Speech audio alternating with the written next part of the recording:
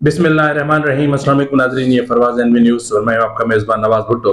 नाज़रीन, मुराद सईद कहाँ है? मुराद सईद जो 9 मई का मास्टरमाइंड, जो 9 मई का एक अहम तरीन किरदार, जिसकी गिरफ्तारी इमरान खान को सजाए मौत तक ले जा सकती है, वो कहाँ है? क्या वो वज़ीर आला हाउस केपीके में है? क्या वो कहीं केपीके के किसी और इलाके में है, या फिर वहां नहीं है? अगर नहीं है तो फिर कहाँ है? क्या ये भी सच है कि मुराद सईद जूम के जरिए जो सीएम हाउस केपीके में इजलास होते हैं उनमें शरीक होते हैं? इस पर हम सबसे पहले आज बात करेंगे, और हम बात करेंगे क्रिमिनल डेफिमेशन के कवानीन को मजीद सख्त बनाने और फिर उनके अमल दरामद को यकीनी बनाने के लिए क्या संजीदा किस्म के इकदाम की जरूरत नहीं है? इसके अलावा हम बात करेंगे मिलिट्री कोर्ट्स के कयाम के हवाले से कि हुकूमत ने और मुक्तदरा ने मिलिट्री कोर्ट्स के कयाम के हवाले से बाज़ाब्ता तौर पर एक डिबेट शुरू कर दी है, बाज़ाब्ता तौर पर एक माहौल बनाना शुरू कर दिया है ताकि अवाम के माइंड को बनाया जा सके और फिर उसको मंतकी अंजाम तक ले जाया जा सके। तो इसके अलावा भी एक सब्जेक्ट है जिस पर हम बात करेंगे, वो है वजारत दाखिला का जो वजाहती नोट जारी हुआ था उस पर। तो इन तमाम उमूर पर आज के विलाग में मैं आपसे बातचीत करूंगा, और आपसे छोटी सी गुजारिश कि अगर आपको मेरा विलाग अच्छा लगे तो मेहरबानी करके इसे लाइक करें, सब्सक्राइब करें, शेयर जरूर करें और बेल आइकन दबा दें ताकि बर वक्त आप तक मेरे विलॉग्स पहुंचते रहे। नाज़रीन, पाकिस्तान वो मुल्क है जहां झूठ बोलना बहुत आसान है, क्योंकि यहाँ अदालतें झूठ बोलने को और बड़े से बड़ी फेक न्यूज फैलाने को कोई गुनाह, कोई जुर्म तस्वुर नहीं करती हैं। यही वजह है कि 26 नवंबर के मामले के बाद जिस तरीके की फेक न्यूज फैलाई गई, जिस तरीके से इदारे पर या एस्टेब्लिशमेंट पर या मिलिट्री एस्टेब्लिशमेंट पर इल्जामात की बौछार की गई, भरमार की गई, जिस तरह पाकिस्तान को आलमी सतह पर बदतरीन अंदाज में बदनाम करने की कोशिश की गई, जिस तरह पाकिस्तान को यानी एक जो है वो कत्ले आम, इस्लामाबाद में कत्ले आम जैसे हैशटैग लगाए गए, तुमने गोली क्यों चलाई जैसे हैशटैग लगाए गए, और इस तरह की इतनी सारी चीजें होती रही। लेकिन हमारे मुल्क में हुकूमत और मिलिट्री एस्टेब्लिशमेंट बजाय इसके कि डेफिमेशन के कवानीन का इस्तेमाल करती, यहाँ सिर्फ पीका का इस्तेमाल तो होता है, लेकिन जो क्रिमिनल डेफिमेशन के कवानीन है उन पर किसी किस्म का कोई इतलाक या अमल दरामद नहीं किया जाता। अगर क्रिमिनल डेफिमेशन के इकदाम किए जाए तो इस झूठ को बड़े पैमाने पर रोका जा सकता है। जिस तरह दीगर उमूर पर गौर किया जा रहा है, इसी तरह क्रिमिनल डेफिमेशन के कवानीन पर भी एक उसका रिव्यू किया जाना चाहिए, उन कवानीन का जायजा लिया जाना चाहिए, जहां जहां कमजोरियां हैं उनको दुरुस्त किया जाना चाहिए, और फिर अदलिया को इस पर पाबंद बनाया जाए कि वो जो क्रिमिनल डेफिमेशन के जो केसेस आते हैं उनको संजीदा लें और फिर उन पर संजीदगी से फैसले करें, भारी जुर्माने करें, ताकि ये जो झूठ का एक तूफान उठता है हर बार, और पीटीआई तो झूठ की फैक्ट्री है। जिस तरह इनके जो सोशल मीडिया सेल है उसका काम ही झूठ फैलाना है, आर्टिफिशियल इंटेलिजेंस के जरिए इंतशार पैदा करना है, आलमी सतह पर पाकिस्तान को मतलब एक ऐसा मुल्क करार देना है जो लिवेबल कंट्री ना हो, पाकिस्तान को जाहिर है कि एक दहशतगर्द मुल्क करार देना है, पाकिस्तान के लिए इतनी मुश्किलात पैदा करनी है कि एस्टेब्लिशमेंट झुक जाए और एस्टेब्लिशमेंट इनके सामने घुटने टेके और इमरान खान को बिला नागा बिला ताखीर अडयाला से निकालकर वजारत उज़्मा के मनसब पर बिठा दिया जाए। इमरान खान की यह ख्वाहिश हो सकती है इसलिए कि 2018 के इंतखाबात में भी यही हुआ था, और फिर पीटीआई की हुकूमत भी इसी झूठ का सहारा लेती रही। बदकिस्मती से गुज़िश्ता रोज एक जारी हुआ, एक वजारत दाखिला की तरफ से एक नोट जारी हुआ, और वजारत दाखिला का नोट आईएसपीआर की तरफ से जारी किया जाता है। ये कमाल है ना कि आईएसपीआर वजारत दाखिला के वजाहती नोट जारी करता है ताकि पीटीआई के जो सोशल मीडिया टेररिज्म चल रही है उससे दिफाई पोजीशन अख्तियार की जाए। और मतलब आपके कवानीन कहाँ है? आप उन कवानीन पर अमल नहीं करते, उल्टा आप वीपीएन बंद कर देते हैं, आप इंटरनेट बंद कर देते हैं और इस मुल्क को अरबों रुपए के खसारे से दो चार कर देते हैं। पिछले 3-4 दिनों से पाकिस्तान में इंटरनेट की हालत इंतहाई ज्यादा तशवीशनाक है। अगर आप कोई फाइल अपलोड करते हैं या डाउनलोड करते हैं तो उस डाउनलोडिंग या अपलोडिंग पे लगा के आपको भूल जाना पड़ता है कि हमने कोई कुछ किया भी था। तो ऐसी सूरत हाल में अब कहां इंफॉर्मेशन टेक्नोलॉजी में तरक्की करने जा रहे हैं। वजारत दाखिला का जो नोट, उसमें एक बहुत बड़ा झूठ। हैरत होती है कि आपके पास इतनी बड़ी इंटेलिजेंस एजेंसीज है, आपके पास इतना बड़ा नेटवर्क है, फिर भी आप झूठ का सहारा लेते हैं कि मुराद सईद वजीर आला हाउस केपीके में रूपोश है।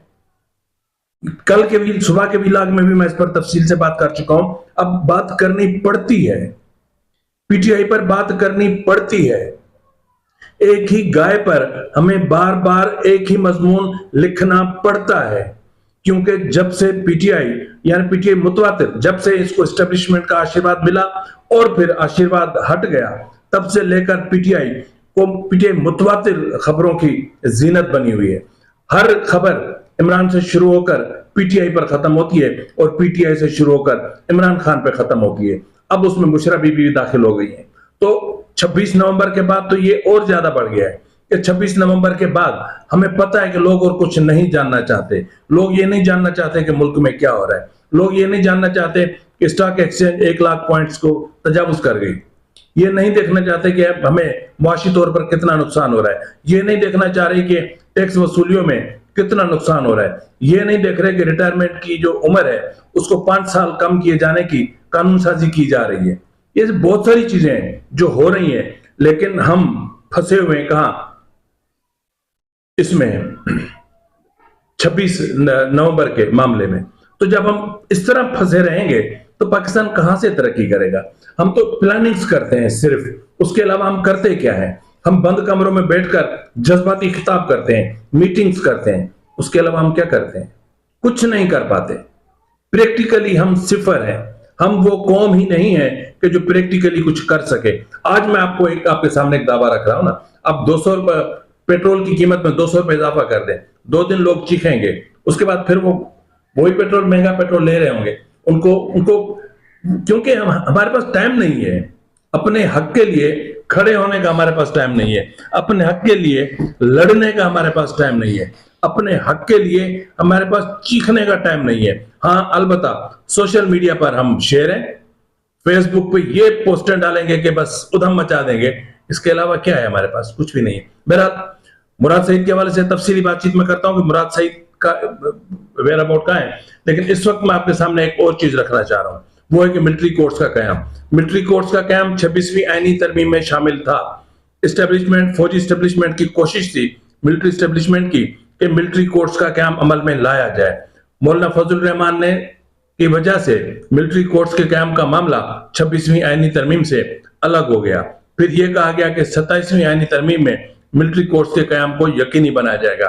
फिर यह कहा गया कि 2/3 अक्सरियत का हुसूल इस तरह ही मुमकिन है कि जो सुप्रीम कोर्ट में जो मामला पड़े हुए हैं मखसूस नशस्तों के हवाले से, उन पर एक बार फैसला हो जाए। चलो, वो भी 4 दिसंबर को होने जा रहा है।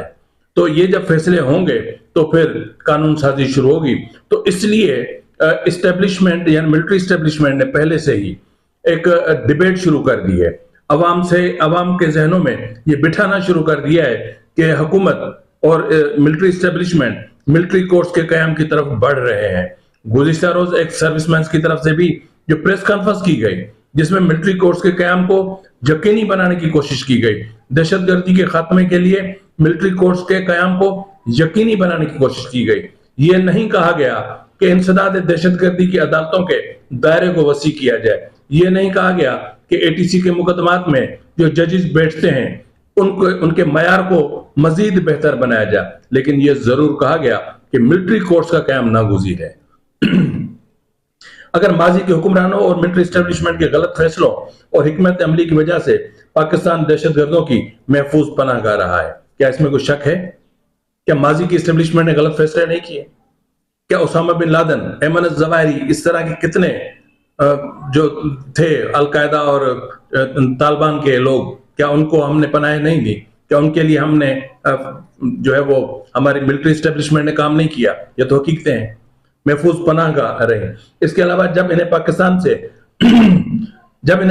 से निकाल बाहर करने या खत्म करने या एलिमिनेट करने का फैसला किया गया और हुक्मरानों और मिलिट्री एस्टेब्लिशमेंट ने अपना किबला दुरुस्त किया तो ये अस्करियत पसंद महज आरई पर उतर आए, दुश्मनों के हाथों का खिलौना बन गए। इन्होंने अपने खुफिया दफातर के बाहर रेंट टेररिस्ट के बोर्ड लगा दिए, आवेजा कर दिए, जहां से रवा समेत मुख्तलिफ पाकिस्तान दुश्मन कुव्वतों को आसान और सस्ते दहशतगर्द मुयसर हो जाते हैं, जहां से आसानी से बलूचिस्तान में मुदाखलत की जा सकती है, जहां से आसानी से खैबर पख्तूनख्वा में दहशतगर्दी की जा सकती है। मसला यह कि जब कौम के बच्चे मर रहे थे तब तो इसको दहशतगर्दी के खिलाफ जंग करार दिया जाता रहा, लेकिन जब एपीएस जैसे वाकयात रूनुमा हुए तो दबाव बढ़ा और फिर पॉलिसीज तब्दील हुई।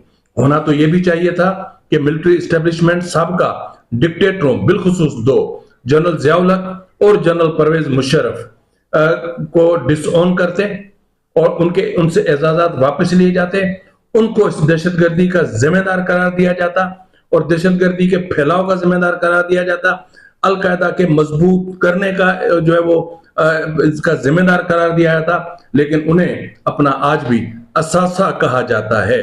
तो ऐसी सूरत हाल में फिर क्या होगा? जिस तरह मैंने कहा कि जो है मिलिट्री कोर्ट्स की राह हमवार की जा रही है, तो इसके हवाले से Pakistan institute for conflict and security studies एक इदारा है ICSS, इन्होंने एक रिपोर्ट जारी की है। ये बड़ी सनसनीखेज रिपोर्ट है, चौंका देने वाली रिपोर्ट है कि क्या पाकिस्तान में ऐसा हो रहा है? जी नाज़रीन, इस पाकिस्तान में ऐसा हो रहा है।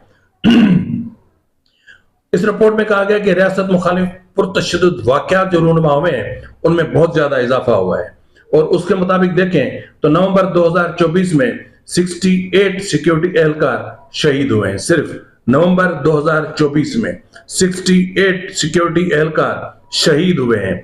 इसके अलावा 50 आम शहरियों समेत 245 अफराद अपनी जान से हाथ धो बैठे।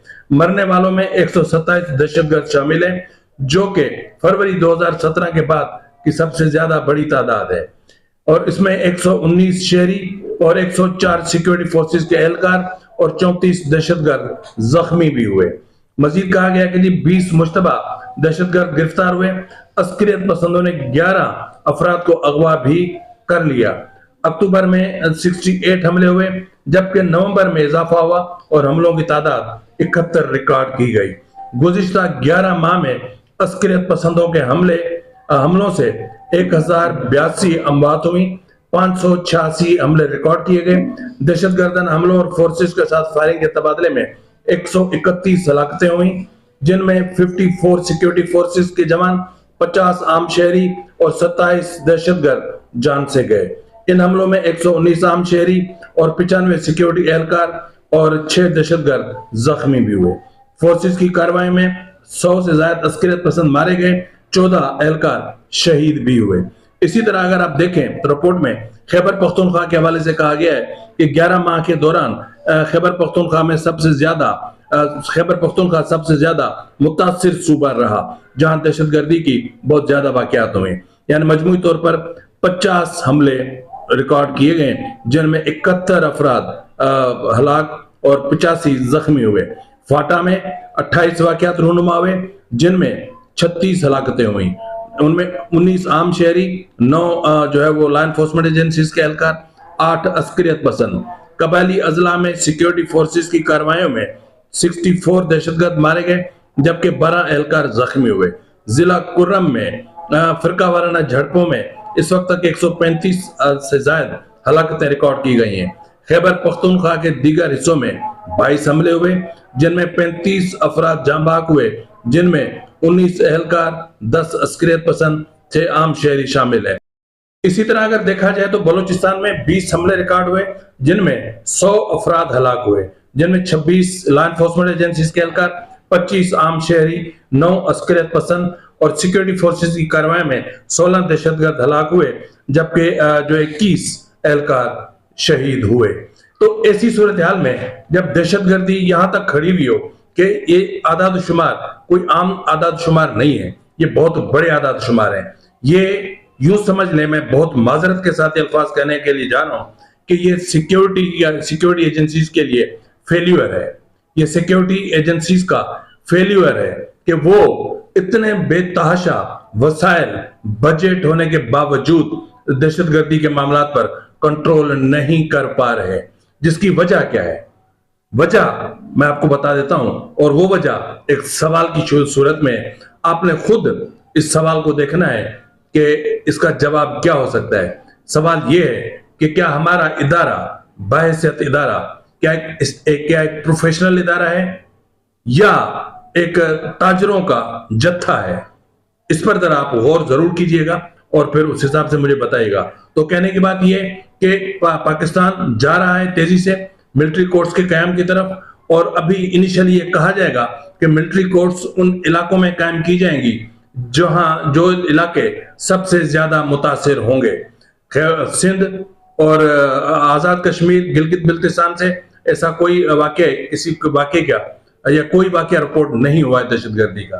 तो इसलिए जो चीजें होंगी, यानी खैबर पख्तूनख्वा में दहशतगर्दी, इंसदाद दहशतगर्दी की अदालतें मौजूद हैं, लेकिन वो अदालतें जो सिविलियंस पे एटीसी के जो दफात लगती हैं, सिर्फ वो केस चला रही हैं, बाकी नहीं चला रही। क्योंकि ये देखा गया है कि जो आम जजेस होते हैं, वो जो बड़े बड़े दहशतगर्द होते हैं, उनके सामने कंप्रोमाइज हो जाते हैं। क्या रहमान डकैत का केस आपके सामने नहीं है? क्या इस वक्त तक कोई आके कोई कह सका है कि ये रहमान डकैत है, इसने इतने लोग मारे? आपके सिर्फ फाइलों में लिखा हुआ है ना, आपके कागजों में लिखा हुआ है ना, उससे आगे कहा है? एमक्यूएम के लीडर्स देखें, कल तक इन पे कत्ल के मुकदमात थे, कल तक इन पर इंसदाद दहशतगर्दी की दफात के तहत एटीसी अदालतों में जाया करते थे, आज पार्लियामान में बैठे हुए। यही वजह है कि हमारे मुल्क का सिस्टम फेल्यूर की तरफ चला जाता है, और आज सिक्योरिटी इस्टेब्लिशमेंट का, लॉ एनफोर्समेंट एजेंसीज का ये फेल्यूर है कि दहशतगर्दी एक बार फिर बेतहाशा बजट, बेतहाशा अख्तियारात, बेतहाशा वसाइल के बावजूद इस मकाम पर खड़ा है। ये काबिले अफसोस अमर है। अब हम आते हैं मुराद सईद की तरफ कि मुराद सईद कहां है। मुराद सईद के हवाले से मुतवातिर ये खुद हुकूमत कंट्रोवर्सीज क्रिएट करती है। मैंने कहा ना कि वजारत दाखिला की वजाहत जो ISPR ने जारी की, उसमें ये कंट्रोवर्सी पैदा की गई, फिर उसको हवा दी हमारे वजीर इत्तलात अता तारड़ साहब ने, और उन्होंने तो बाकायदा वजीर आला हाउस को मफरूरों का गढ़ करार दे दिया। यार अफसोस होता है, आप रियासत हैं, आप हुकूमत हैं, आपके पास वसाइल हैं, आपके पास एजेंसीज हैं, आपके पास किसी भी चीज को कंफर्म करने के लिए लातादाद जराए मौजूद हैं, लेकिन उसके बावजूद आपको झूठ का काउंटर आप झूठ से करते हैं। तो गंद कभी गंद से नहीं धोया जाता, गंद को धोने के लिए पानी का इस्तेमाल किया जाता है। एक झूठ का मुकाबला करने के लिए, जिस तरह मैंने आपको कहा कि क्रिमिनल डेफिमेशन जो कवानीन है उनका सहारा लिया जाए, लेकिन नहीं, यहां झूठ को काउंटर करने के लिए उससे बड़ा झूठ बोलने की कोशिश की जाती है। ये पाकिस्तान है। रिसेंटली 26 के बाद देखे ना, कितनी बेशर्मी, कितनी ढिठाई से सैकड़ों हलाकतें बताई गई, और हमारे इलेक्ट्रॉनिक मीडिया ने सैकड़ों हलाकतें चलाई, जबकि हमारी इलेक्ट्रॉनिक मीडिया के कैमरे वहां इतनी बड़ी बड़ी आंखें फाड़े एक एक चीज को जो है एविडेंस कर रहे थे, विटनेस कर रहे थे, रिकॉर्ड कर रहे थे। लेकिन उसके बावजूद भी इस झूठ को, इस प्रोपेगेंडा को प्रमोट किया गया, उसको हवा दी गई, उसको तकवीत दी गई। जो काम जो पीटीआई के सोशल जो मीडिया एक्टिविस्ट हैं, या जिनको हम डिजिटल टेररिस्ट कहते हैं, उन्होंने खतरनाक हद तक नहीं पहुंचाया जितना हमने पहुंचाया। मुराद सईद कहां है? मुराद सईद किसके पास है? क्या मुराद सईद खैबर पख्तूनख्वा में है? क्या मुराद सईद वजीर आला हाउस में है? इस वक्त तक की इतलात यह है कि मुराद सईद अफगानिस्तान, पाकिस्तान और अफगानिस्तान के बॉर्डर एरिया में अफगानिस्तान में मौजूद है, जहां आप जाके उनको गिरफ्तार नहीं कर सकते। और आप ये जानते हैं, आपके पास इसका पूरा डेटा मौजूद है, आपके पास उसकी मूवमेंट की हिस्ट्री मौजूद है। तो अब आप जानते हैं कि मुराद सईद वहां पर है, वहीं पर बैठकर एक एक चीज ऑर्गेनाइज कर रहा है। मुराद सईद 9 मई का मास्टरमाइंड है। आप ये अच्छे तरीके से डेवलप कर चुके हैं कि मुराद सईद की ऑडियो लीक्स में ये चीज क्लियर हो गई कि इमरान खान के हुक्म पर 9 मई हुआ। इमरान खान अपना मुराद सईद की गिरफ्तारी, इमरान खान की सजाए मौत है। तो इसलिए जब आपको पता है कि मुराद सईद वहां बैठा हुआ है, जब आप जानते हैं कि पीटीआई जो भी प्रोटेस्ट करती है, मुराद सईद लोगों को रेंट पे यानी हायर करके किराए पे आपके पास भेजते हैं, आप उनको पेमेंट करते हैं। क्या 26 नवंबर के बाद जो गिरफ्तार हुए हैं, जिनके वीडियो स्टेटमेंट्स हम सुन रहे हैं, क्या उससे क्लियर नहीं होता कि ये लोग कहां से आते हैं, कौन भेजता है? क्या आपके पास ये एविडेंस कम है? तो वहां से जो एक्सपोर्ट होते हैं या इंपोर्ट होते हैं टेररिस्ट, या जो एक यूं समझ लेंगे मुजाहिरीन, तो फिर उनको एक भारी मुआवजा अदा किया जाता है। और उसके अलावा एक पीटीआई के एक अहम रहनुमा ने कहा कि मुराद सईद जूम के जरिए केपी के इस्लामाबाद हाउस में मीटिंग्स में शिरकत करते हैं, वो प्लानिंग्स में शरीक होते हैं, वो पॉलिटिकल जो पॉलिसीज बनती हैं उसमें शामिल होते हैं, जो एहतजाज के हवाले से जो हिकमत अमली तैयार होती है वो उसमें उनका कलीदी किरदार होता है। तो मसला ये है कि क्या आप इन चीजों को देखकर क्या आप भी वही करेंगे जो वो कर रहे हैं? आपको तो चाहिए कि आप कानून की रिट ऑफ स्टेट कायम करें, आप कानून की बालादस्ती कायम करें, आप अपने कवानीन पर अमल दरामद को यकीनी बनाएं, लेकिन आप खुद उस डिसइंफॉर्मेशन कैंपेन का हिस्सा बन जाते हैं। जब आप खुद डिसइंफॉर्मेशन कैंपेन का हिस्सा बनते हैं, जब आप खुद झूठ को झूठ से काउंटर करने की कोशिश करते हैं, तो फिर बहुत ज्यादा शक्कुक व शुबहात पैदा होते हैं। तो ऐसी सूरत हाल में रियासतें कमजोर होती हैं, रिट ऑफ स्टेट कमजोर होती है, और जो अस्करियत पसंद होते हैं, जो टेररिस्ट होते हैं, जो आपके मुल्क को कमजोर करना चाहते हैं, या जो आपकी दुश्मन रियासतें होती हैं, वो उसका फायदा उठाते हैं, क्योंकि उनके वेरियर्स यहां पर मौजूद हैं, उनके वेरियर्स यहां पर बैठकर, कीबोर्ड वेरियर्स यहां पर अपना काम कर रहे हैं। आप उनको रोकने की बजाय आप अपने ही लोगों का गला घोंट देते हैं, आप डिसइंफॉर्मेशन का सहारा लेते हैं। ये गलत बात है। अगर आप इस तरह करेंगे तो फिर बाकी के कवानीन कहां जाएंगे? मुराद सईद को तलाश करना है तो वहां तलाश करें। मुराद से अगर इमरान खान को बिल्कुल एक मुंसफाना अंदाज में उसका ट्रायल करके उसको सजा देना चाहते हैं तो मुराद सईद को पकड़ कर लें, और मुराद सईद से बड़ा कोई गवाह आपके पास नहीं है। फिलवक्त के लिए इतने मिलते हैं अगले प्रोग्राम में, तब तक इजाजत दीजिए। फी अमानिल्लाह।